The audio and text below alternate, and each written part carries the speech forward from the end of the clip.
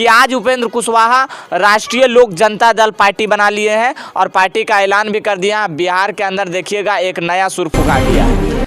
और हो सकता है कि जो इससे पहले 2020 के विधानसभा चुनाव में आरएलएसपी थी, बीएसपी थी, सुहेलदेव सुभाषपा की पार्टी थी, उसके बाद में जनतांत्रिक पार्टी थी, उसके बाद में एआईएमआईएम थी। तो हो सकता है कि फिर से बिहार के अंदर 2024 के चुनाव से पहले थर्ड फ्रंट बनाया जाए, जिसमें उपेंद्र कुशवाहा की पार्टी राष्ट्रीय लोक जनता दल जो अभी नई बनी है वो रहेंगे, एआईएमआईएम रहेंगे। सुर्खियां आ रही हैं पटना से उपेंद्र कुशवाहा की बगावती तेवर कहीं न कितना नुकसान 2024 के चुनाव में महागठबंधन को देगा। उन तमाम चीज़ों पे हम आफ्ताब जी मेरे पत्रकार सहयोगी से जानने का प्रयास करूंगा। 24 चुनाव से पहले नीतीश कुमार को और तेजस्वी यादव को कह सकते हैं कि महागठबंधन को झटका लगा है, इस पे आप क्या कहिए? तो जहां तक रही बात आपका सवाल का, तो आप कह रहे थे कि नीतीश कुमार महागठबंधन को एक बार फिर से तगड़ा झटका लगा है, और झटका वाकई में लगा है। क्योंकि इससे पहले आपको बता दें कि उपेंद्र कुशवाहा जब आए थे नीतीश कुमार की पार्टी में विलय करने के लिए अपनी पार्टी को सब कुछ दे दिए, त्याग दे दिया और अपनी पार्टी का विलय जनता दल यूनाइटेड में करा दिए। और आज ठीक उसी तरीके से आप देखिए कि उपेंद्र कुशवाहा बागी तेवर का सुर फूंक दिया है। बिहार के अंदर जो है कि लोकसभा चुनाव से पहले ही आप देख रहे होंगे कि कहीं ना कहीं जो समीकरण होगा वो बहुत बड़ा बदलाव के लिए यह समीकरण देखने को मिलेगा आपको 2024 के चुनाव में। और यह आप देख भी सकते हैं कि हो सकता है उपेंद्र कुशवाहा आने वाले टाइम में भाजपा का साथ चले जाएं।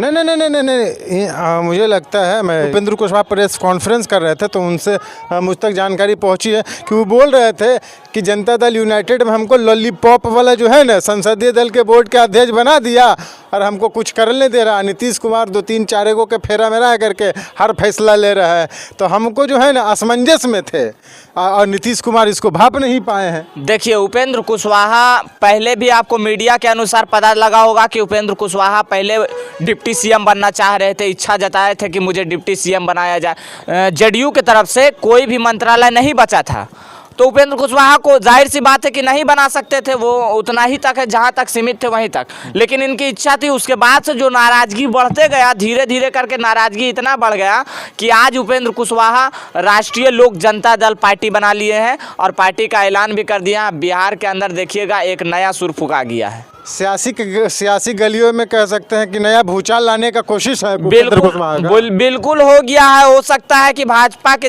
साथ गठबंधन कर ले। और उपेंद्र कुशवाहा ये भी कहते हैं कि हम नीतीश कुमार से ही सीखे हैं पलटी मारने के लिए। जैसा कि उपेंद्र कुशवाहा कह रहे थे कि एक तरफ नीतीश कुमार 2 घंटे में मीटिंग कर लेते हैं, उसके बाद में मीटिंग करने के बाद उसके कल होकर के 10 बजे शपथ ग्रहण कर लेते हैं। उसी का उदाहरण दे रहे थे उपेंद्र कुशवाहा और कह रहे थे कि हम सब कुछ जो है कि नीतीश कुमार से सीखे हैं, कल्टी मारना, पलटी मारना, सब कुछ जो है नीतीश कुमार से सीखे हैं वो।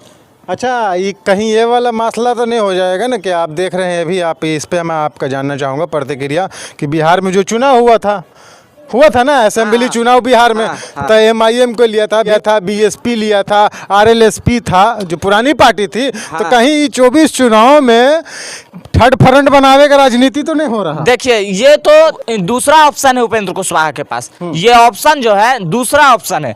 पहला ऑप्शन ये है कि वो भाजपा के साथ जाएंगे। अगर भाजपा के साथ जाएंगे, आप लिख लीजिए ये बात को, भाजपा के साथ जाएंगे। पहले तो रास्ता भाजपा की तरफ जाएंगे।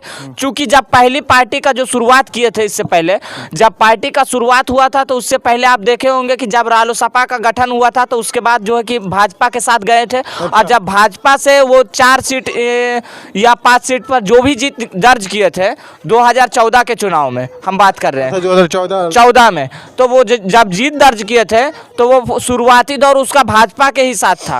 मोदी लहर में इसकी भी सीट जितनी मिली थी वो नैया पार हो गई थी। अब उसके बाद क्या हुआ कि 2019 में ये ज़्यादा सीट मांग रहे थे भाजपा से। अब हो सकता है फिर जाए भाजपा के साथ और ज़्यादा सीट का मांग करे कि हमको 5 सीट चाहिए, 10 सीट चाहिए, 15 सीट चाहिए, जितना भी सीट मांगना हो मांगे। अगर भाजपा नहीं देगी तब उसके बाद क्या होगा कि ये थर्ड फ्रंट बनाने का ऐलान कर देंगे।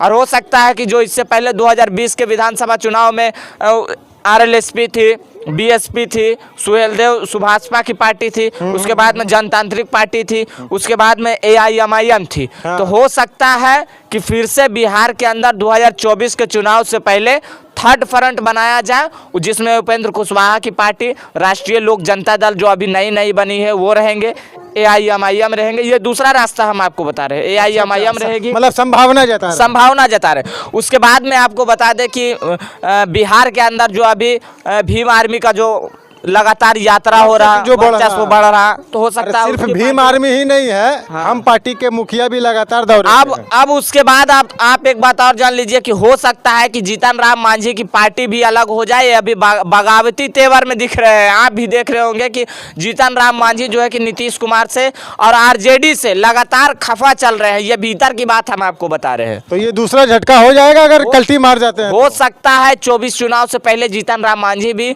महागठबंधन का साथ छोड़ दे, उसके बाद में हो सकता है भाजपा की तरफ जाए या तो थर्ड फ्रंट बनाए, यही हो सकता है।